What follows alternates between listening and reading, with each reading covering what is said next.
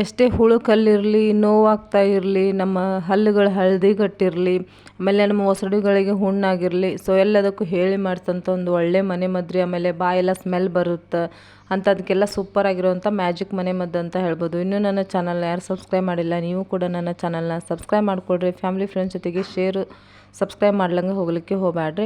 Like comments ಮಾಡೋದನ್ನು ಮರಿಲಿಕ್ಕೆ ಹೋಗಬೇಡ್ರಿ. So ಬೆಳ್ಳುಳ್ಳಿ ಹೆಸಳನ್ನ ಕುಟ್ಕೊಂಡು ಪೇಸ್ಟ್ ಮಾಡ್ಕೊಂಡು ಅದಕ್ಕೆ ಸ್ವಲ್ಪ ಉಪ್ಪು ಹಾಕ್ಕೊಳ್ರಿ. ನೆಕ್ಸ್ಟ್ ನೀವು ಯಾವ್ದು ಯೂಸ್ ಮಾಡ್ತೀರಿ ಪೇಸ್ಟ್ ಅದಕ್ಕೆ ಹಾಕ್ಕೊಂಡು ಮಿಕ್ಸ್ ಮಾಡ್ಕೊಳ್ರಿ. ಮಿಕ್ಸ್ ಮಾಡ್ಕೊಂಡು ಇದಕ್ಕೆ ಲಿಂಬೆ ಹಣ್ಣಿನ ರಸ ಹಾಕ್ಕೊಳ್ರಿ, ಒಂದು 2ರಿಂದ 3 ಹನಿ.